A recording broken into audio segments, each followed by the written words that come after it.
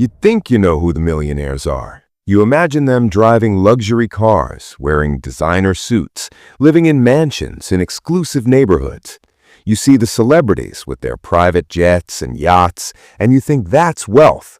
But here's the truth that shocked researchers when they discovered it.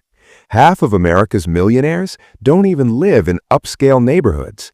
They drive American sedans. They shop at J.C. Penney. One millionaire told us his haircut costs $18. And you would walk right past them on the street and never know they're worth millions. The real question isn't how do you look rich? The question is, how do you actually become rich? And the answer might completely change everything about how you think about money. If you want to understand the secret system that 85% of millionaires used to build their wealth in a single generation, stay with me. Before we dive in, if you're serious about building real wealth and not just appearing wealthy, you need to subscribe to Millionaire Playbook. This channel is dedicated to one thing, showing you exactly how ordinary people become financially independent, not in theory, in practice. We break down the research, the case studies, and the actual habits that separate the wealthy from everyone else. Subscribe now and hit the notification bell because this content changes how people think about money. Introduction: The Millionaire Misconception.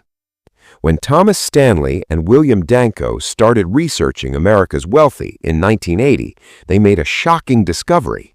They were surveying neighborhoods they thought would be full of millionaires. These were the most expensive neighborhoods in America, high-status areas, prestigious addresses. But something didn't add up. Many people in these expensive neighborhoods didn't actually have much wealth. They had high incomes, yes, but they were spending everything they made. Meanwhile, in regular neighborhoods, in working-class areas, they kept finding millionaires. People living modest lives in modest homes who had accumulated real fortune. This discovery changed everything about how we understand wealth in America. Here's the fundamental insight. Wealth is not the same as income, not even close. You can make $300,000 a year and be broke. You can make $40,000 a year and be a millionaire. The difference isn't luck, it's not inheritance, it's not even intelligence. The difference is how you think about money and what you do with what you earn. Key definition: what is wealthy? Before we go further, we need to define wealthy the right way. Most people think wealth means having nice things, a luxury car, an expensive house, designer clothes. That's not wealth, that's consumption. Real wealth is this: your net worth, the current value of all your assets minus your liabilities. When Stanley and Danko studied actual millionaires, they found something remarkable. The typical millionaire has a net worth of about $1.6 million. They earn $131,000 in annual income.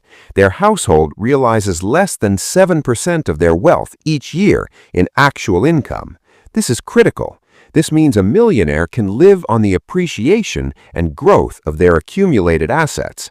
They don't need to keep earning. They're financially independent. Now there's another way to measure if you're wealthy. It's the wealth equation. Multiply your age by your total annual household income, divide by 10. That number is what you should be worth. For example, if you're 40 years old and make $100,000 a year, multiply that together, 4 million. Divide by 10, you should be worth 400,000. How do you stack up? If you're significantly above that number, you're a PAW, a Prodigious Accumulator of Wealth. If you're significantly below it, you're a UAW, an Under Accumulator of Wealth. Most high-income people are UAWs, and this is the tragedy of American financial life. The 7 factors, the pathway to wealth.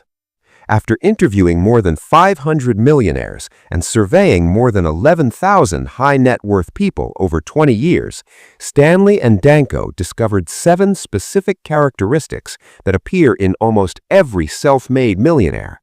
These aren't personality traits. They're not talents you're born with. They're habits, systems, ways of thinking that anyone can adopt. Let's walk through each one. Factor 1. They live well below their means. This is the foundation. Everything else builds on this. When the researchers first interviewed millionaires, people worth over 10 million, they prepared an elaborate spread. Pâtés, caviar, expensive wines. They wanted these wealthy people to feel appreciated. The first millionaire arrived. His name was Mr. Bud. He was worth over 10 million. When they asked if he wanted a glass of 1970 Bordeaux, he looked confused and said, "I drink scotch and 2 kinds of beer, Free and Budweiser." Not one of the 9 millionaires who came to that interview touched the pâté or drank the wine. They ate gourmet crackers. They were hungry, but they wouldn't consume expensive things. The expensive food and wine, the trust officers next to them consumed it, and the researchers. None of them were millionaires. This tells you something fundamental about how millionaires actually think. The number one word that describes the affluent is frugal, frugal, frugal. Frugality isn't about deprivation. It's not about being cheap. It's about understanding that every dollar you spend is a dollar you can't invest. It's about making intentional choices about what's actually important. Here's what the research revealed. The typical millionaire paid less than $400 for a suit, ever, in their entire life. 50% paid less than that in their entire lives. Meanwhile, people earning good incomes but not building wealth spend significantly more on clothes. The typical millionaire spent less than $235 on a watch. Half of them never paid more than that their whole lives. Meanwhile, people earning good incomes but not building wealth wear watches costing thousands of dollars. The typical millionaire drives an American-made sedan, not a luxury import, not the newest model. In fact, only 23% drive the current model year. More than half own vehicles 6 years old or older. And here's what's remarkable. Millionaires spend less on their vehicles than you might think. 50% never paid more than $29,000 for a motor vehicle their entire lives. 20% never paid more than $19,950. This isn't deprivation, this is strategic. They understand something most people don't. Every dollar spent on status symbols is a dollar that can't compound into real wealth. Factor 2. They allocate time, energy, and money efficiently. PAWs, Prodigious Accumulators, spend nearly twice as many hours per month planning their investments as Under Accumulators do. But here's what's important. They don't spend a lot of time, they spend focused time. The research found that millionaires spend an average of only 8.4 hours per month planning investments. That's roughly 1% of their total time. But under-accumulators spend 4.6 hours. They spend 30% less time on the activity that matters most for wealth building. The difference isn't the amount of time, it's the consistency and the focus. Under-accumulators sometimes do aggressive planning. They make resolutions, they get motivated, then they fall off the wagon. Millionaires do a little planning every single month, week after week, month after month, year after year. This consistency compounds. But efficient allocation of time and money goes deeper than just investment planning. Consider the case of Dr. South and Dr. North. Both are physicians, both earn over $700,000 a year, both are around the same age, both have families. Dr. South has a net worth of about $400,000. Dr. North has a net worth of $7.5 million. How? Let's look at what they spend time and money on. During 1 year, here's how they differed. Clothing spending. Dr. North spent $8,700. Dr. South spent $30,000. Motor vehicles. Dr. North allocated $12,000. Dr. South spent $72,000. Mortgage payments. Dr. North paid $14,600. Dr. South paid $107,000. Club dues. Dr. North paid $8,000. Dr. South spent $47,900. But here's the most revealing part. How much time did they spend managing these purchases? Dr. South spent over 60 hours shopping for and negotiating a single Porsche. He contacted multiple dealers. He studied the market for months. He was extremely aggressive about getting the best deal. Dr. North spent just a few hours purchasing a 3-year-old Mercedes-Benz. He determined that new luxury cars depreciate rapidly in the first 3 years. He found a quality used model. He asked himself one question: is the pride of new car ownership worth $20,000 more? The answer was no. Dr. North then drove that car for 6 years. Think about this. Dr. South spent more time buying a single car than Dr. North spent buying cars for 6 years, and Dr. North is the one who's actually wealthy. This reveals something crucial. There's an inverse relationship between the time spent acquiring status symbols and the time spent building actual wealth. When you're focused on getting the best deal on luxury items, you're not focused on your financial future. Millionaires manage their spending efficiently. They buy quality items at reasonable prices. They keep them for years. They move on. They spend their mental energy on growing their investments and their businesses, not on consuming better. Factor 3. They believe financial independence matters more than status. This is the psychology that determines everything else. There's a millionaire named W. Allen. He's worth many tens of millions of dollars. He and his wife have lived in the same 3-bedroom house in a middle-class neighborhood for nearly 40 years. He's owned only American-made sedans his entire life. Several of his business associates decided to give him a birthday gift. They ordered him a Rolls-Royce. Special color, special interior. They spent months planning this surprise. When Allen found out, he asked them to cancel it. Why would someone worth tens of millions of dollars reject a Rolls-Royce? Because, Allen explained, a Rolls-Royce represents nothing important in his life, and to own it, he would have to change his life. He couldn't throw fish in the back seat of a Rolls-Royce when he goes fishing every weekend. He couldn't drive it to the crummy restaurants he loves. The car would require him to alter his entire lifestyle to match it, and that was unacceptable to him. Allen understood something that most wealthy people understand, but most aspiring wealthy people don't.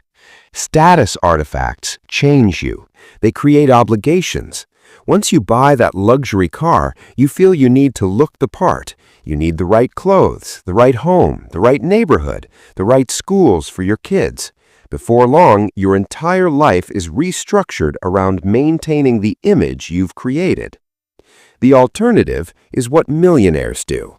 They decide that financial independence is more important than any status symbol. They decide that the goal is to be able to retire comfortably, to not have to work, to have freedom and control over their time. And once you make that decision, the choices become easy. No expensive car, no status house, no designer wardrobe, because those things prevent you from reaching the goal that actually matters. Factor 4. Their parents did not provide economic outpatient care. Here's a fact that surprises people. 80% of American millionaires are first-generation wealthy. They didn't inherit their fortunes, they built them. And here's something else that surprises people. The research found that neither receiving inheritances nor having wealthy parents was common among millionaires. In fact, only 19% received any income or wealth from a trust fund or estate.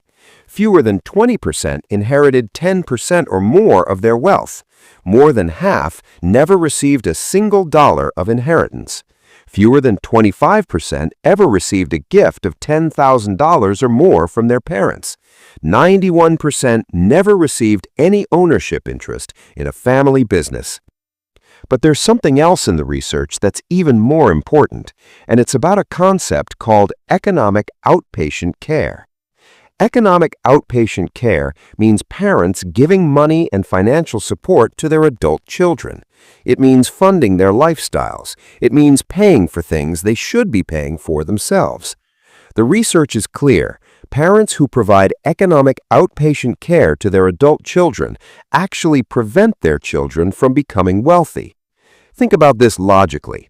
If your parents pay for your house, your car, your vacations, your children's education, what's your motivation to build wealth? What forces you to make difficult choices about spending and saving? There's a case study in the research of a family we'll call the Souths. Dr. South is a physician earning over $700,000 a year. His parents were wealthy. His parents paid for his home. They paid for his education. They gave him substantial cash gifts every year. His parents essentially never made him grow up financially. And today, his adult children expect the same level of support. They expect his father to subsidize their lifestyles because they've never learned to do it themselves. Contrast that to Dr. North. His parents were frugal. They helped with education, but expected their children to be independent. Today, his adult children are financially self-sufficient. They don't drain his wealth. They're disciplined and independent. The research found that parents who help their adult children financially tend to produce children who are under-accumulators of wealth, and these under-accumulator children then require even more help from their parents. It becomes a cycle. The millionaires in the research typically grew up with moderate means or had to fend for themselves early. They learned to work, they learned to save, and they never expected their parents to fund their adult lives. Factor 5. Their adult children are economically self-sufficient. Connected to this is something else that's critical. Millionaires raise self-sufficient children. Children who grow up in households where parents live below their means, where they budget carefully, where spending is intentional, those children learn those habits. They become frugal, they become planners, they become wealth builders. Children who grow up in high-consumption households where parents spend lavishly, where there are no constraints on spending, where kids are given whatever they want, those children become under-accumulators. They learn that work is for spending, that consumption is the goal. The research on the Norths versus the Souths shows this starkly. The North children, though they had greater wealth available to them, were raised with discipline. They were expected to be independent. They received education funding, but then had to make their own way. Today, they're self-sufficient. They don't require subsidies. They have their own wealth. The South children, despite the massive income their father earns, became dependent on economic outpatient care because they were never forced to learn discipline. They never had to struggle. And now they can't maintain the lifestyle they were raised in without continued support. This is generational. How you raise your children determines not just their wealth, but your own, because children who drain your resources prevent you from accumulating the wealth you could accumulate. Factor 6. They are proficient in targeting market opportunities. This is about understanding niches, finding markets that others haven't found or haven't exploited well. The research looked at self-made millionaires and found that many are in unsexy businesses. They're auctioneers. They own mobile home parks. They're pest control contractors. They're welding contractors. They own paving companies. They deal in scrap metal. They fix diesel engines. These aren't glamorous businesses. Hollywood isn't going to make a movie about them, but they're profitable. And more importantly, they're not crowded with MBA graduates all trying to optimize the same market. Millionaires understand something that educated people often miss.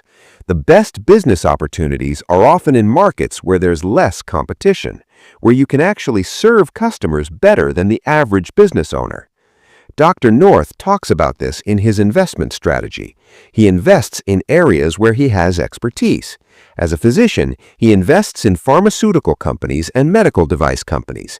Why? Because he understands the industry. He reads about it. He knows which companies are innovating. The principle is this: don't try to invest in everything. Don't follow hot tips. Instead, find areas where you have expertise, where you can think more clearly than the average investor, and focus there. Many of the millionaires in the research talk about building businesses in areas where they discovered a market need that wasn't being well served. They didn't have MBAs, they didn't have fancy business plans, but they saw an opportunity. They worked hard, they delivered quality, and they built wealth. Factor 7. They chose the right occupation. Here's something that will surprise you. The occupations of millionaires are not what most people expect. Most millionaires are business owners, self-employed. About 2/3 of millionaires are self-employed, but here's the thing. Self-employed people make up less than 20% of the workforce, so being self-employed is one of the strongest correlates with wealth. Why? Because when you're self-employed, you have control over your income. You have an incentive to work efficiently. You can't rely on someone else to decide your future. You have to build it yourself. The research also found something unexpected about highly educated people. The correlation between education and wealth accumulation is actually negative. Doctors and lawyers, people with advanced degrees, tend to accumulate less wealth than business owners with less education. Why? First, they enter the workforce late. All those years in school are years you're not earning and investing. Compound interest works against you. Second, people with advanced degrees face social pressure to live a certain way. Doctors are expected to live in expensive homes. They're expected to drive nice cars. They're expected to belong to country clubs. These expectations create a high consumption lifestyle that prevents wealth accumulation. Third, having a high income makes you a target. Cold calling brokers target doctors because they assume we have money. Many doctors have been burned by bad investment advice. Finally, high-income professionals are often employees, not owners. They work for hospitals or firms. They don't control their economic futures. They're vulnerable to layoffs, to changes in their industries, to government regulation. The millionaires who are employees tend to be business owners first. They've created something, they've built something, and that changed their wealth trajectory. The deeper principle: budget and plan like a business. One of the biggest differences the research found between people who build wealth and people who don't is budgeting. This seems basic, but the research showed that for every 100 millionaires who don't budget, there are about 120 who do. Millionaires take budgeting seriously. But here's the thing. They don't just budget for the sake of budgeting. They budget because it gives them control. It tells them exactly where their money is going. It tells them how much they can allocate to investments. One millionaire in the research, a woman named Mrs. Rule, works as an auctioneer. Her annual income is around $90,000. Her net worth is over $2 million. How? She budgets ruthlessly. She and her husband have one joint credit card. Everything goes on that card. Once a month, they look at the statement. They know exactly what they spent on food, clothing, transportation, everything. Once a year, they total it up. They see exactly how much they spent in each category. This information allows them to control their spending. It allows them to allocate 15% or more of their income to investments. And over decades, that discipline compounds into serious wealth. In contrast, high-income people who don't build wealth often have no idea what they're spending. They have multiple credit cards. They make purchases without talking to their spouse. They're reactive, not proactive. Here's the specific practice the research recommends. Track every expense. Categorize it. Know what you're spending on food, shelter, transportation, everything. Then set targets. Decide how much you're willing to spend in each category, then stick to those targets. This single practice, one that requires no special knowledge, no investment expertise, just discipline, is one of the strongest predictors of wealth accumulation. The income versus wealth paradox. One of the most important insights from the research is this: income doesn't determine wealth. What you do with your income determines wealth. The researchers looked at two people, Sharon and Barbara. Both have the same annual income, $220,000. Sharon's net worth, $370,000. Barbara's net worth, $3,550,000. How is this possible? Sharon realizes most of her income as taxable income. 59.5% of her net worth is subject to income tax annually. Barbara realizes only 6.2% of her net worth as taxable income. Why? Because Barbara has built assets that appreciate without generating taxable income. She has a business with multiple customers. She has real estate. She has investments that compound. Sharon has a job. When Sharon works, she generates income that's taxed. When Sharon stops working, the income stops.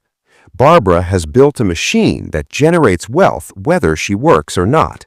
The fundamental formula for wealth is this: minimize your realized taxable income, maximize your unrealized non-taxable appreciation.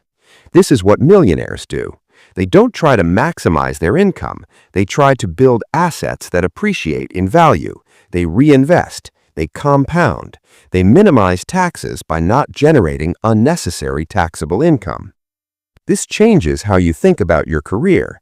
It's not about getting the highest paying job. It's about building something that generates wealth over time. The ancestral insight: American mobility and opportunity. The research looked at where millionaires came from ethnically and ancestrally, and the results were surprising. Most people assume that American wealth traces back to English settlers, the Mayflower crowd, the old money families. But the data showed something different. Russian Americans have the highest concentration of millionaires. Scottish Americans rank second. Hungarian Americans rank third. English Americans rank fourth. Why? Because newer immigrant groups haven't been Americanized yet. They still have the values of their parents: thrift, hard work, sacrifice, delayed gratification. They haven't been fully absorbed into American consumer culture. But as groups stay in America longer, they become more Americanized. They adopt higher consumption lifestyles. The longer a family has been in America, the less likely they are to be millionaires. This reveals something important. Wealth in America is tied to behavior, not inheritance, to values, not bloodline, to discipline, not luck. This is why 80 to 85% of millionaires are first-generation wealthy. America is still a land of opportunity for those willing to adopt the behaviors that create wealth. The practical application: how to start today. Now you understand the research. Now you know what separates the wealthy from everyone else. The question is, what do you do with this? Here are the practical steps. First, calculate your expected net worth. Multiply your age by your annual income. Divide by 10. Compare that to your actual net worth. Are you above or below? If you're below, you're not on track. Change starts now. Second, implement the 4-question test. Ask yourself these 4 questions. Does your household operate on an annual budget? Not a rough budget, a detailed budget that tracks every category. Do you know how much your family spends each year for food, clothing, and transportation? Exactly, with numbers. Do you have clearly defined daily, weekly, monthly, annual, and lifetime goals? Not vague wishes, specific goals. Do you spend a lot of time planning your financial future on a regular schedule, not when you feel motivated? If you can't answer yes to these 4 questions, that's where you start. Third, start budgeting. Track every expense for the next month. Categorize it. See where your money actually goes. Then set targets. Decide you're going to invest at least 15% of your pre-tax income. That requires getting your spending under control. Fourth, build a business or develop expertise in an area. Most millionaires are self-employed or own businesses. If that's not practical for you right now, develop expertise that gives you an edge in your field. Invest in areas where you have genuine knowledge. Fifth, choose your financial advisors carefully. Don't hire someone who cold called you. Get referrals from your CPA. Meet with multiple advisors. Ask them what they personally invest in. If they won't tell you, they're not the right advisor. Sixth, create a system for investment planning. Schedule it. Even if it's just 8 hours a month, schedule it. Make it regular. Read, study, learn about investments in areas where you have genuine knowledge. Then make decisions. Don't trade constantly. Buy quality investments and hold them. Seventh, commit to financial independence as your goal. Not looking rich, not driving impressive cars, not impressing your neighbors. Financial independence, the ability to stop working and maintain your lifestyle. That's the goal. everything else aligns with that goal. Eighth, if you have children, raise them to be self-sufficient. Don't provide economic outpatient care to your adult children. It prevents them from developing the discipline needed to build wealth. The best gift you can give them is the necessity to build their own fortune. The frugality framework. It's worth diving deeper into frugality because it's the foundation of everything. Frugality doesn't mean deprivation. It doesn't mean never buying anything nice. It means being intentional. It means understanding that every dollar spent is a choice about what's important. The research showed that millionaires are thoughtful about consumption. They buy quality. They don't buy cheap junk that falls apart, but they don't pay premium prices for status. Think about clothing. A millionaire will buy a quality suit at a reasonable price and wear it for years. They won't pay $2,000 for a designer suit, but they won't buy the cheapest suit at Walmart. Think about vehicles. A millionaire will buy a solid American sedan or sports utility vehicle. They'll keep it for 6 to 10 years. They won't lease. They won't buy the newest model, but they'll own a reliable vehicle. Think about housing. A millionaire will buy a home they can actually afford. They won't spend more than 2 times their annual income on a home. Many spend significantly less. This keeps their mortgage payment manageable. It keeps their property taxes manageable. The practice is this. For every significant purchase, ask yourself, what is the actual value I'm getting for this money? Is there a way to get the same value for less? Will this purchase require me to change my lifestyle to maintain it? If the purchase passes that test, make it. If it doesn't, skip it. This discipline compounds over decades into extraordinary wealth. Handling the North versus South dilemma. The case studies of Dr. North and Dr. South are incredibly instructive. They represent a choice that almost every high-income person faces. Dr. South chose to spend his income, to maintain a high-consumption lifestyle, to buy the newest car every year, to spend $30,000 a year on clothes, to spend nearly $40,000 a year on club dues. His result? After a lifetime of high income, he has a net worth of $400,000. He will never be able to retire comfortably. He will have to work until he physically can't work anymore. His adult children are dependent on his continued income for their lifestyles.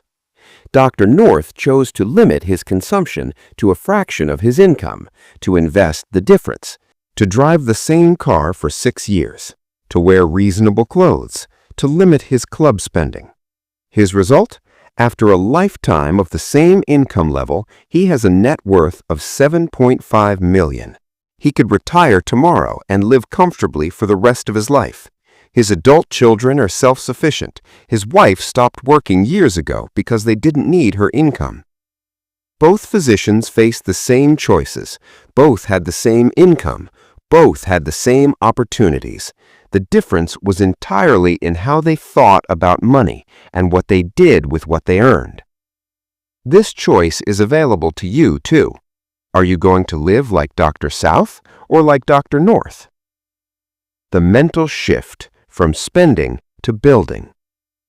At the deepest level, the research revealed a mental shift that separates people who build wealth from people who don't. UAWs, Under Accumulators, think in terms of spending. They earn, they spend. If they want something, they figure out how much they need to earn to buy it. Their focus is on consumption. PAWs, Prodigious Accumulators, think in terms of building. They earn, they invest. They ask, how much wealth will this decision allow me to accumulate? Their focus is on financial independence. This shift isn't about becoming selfish or miserly. It's about priorities. It's about clarity on what actually matters. Money isn't about looking good. Money isn't about impressing people. Money is about freedom, about control, about the ability to make choices, about not being dependent on an employer, about being able to help others because you have resources. When you make that shift, when you really understand that wealth gives you options that consumption never will, everything changes. You stop comparing yourself to your neighbors. You stop caring what kind of car they drive. You care about having options, about being independent, about peace of mind. That's the mindset that built the millions of millionaires in America, and it's available to you.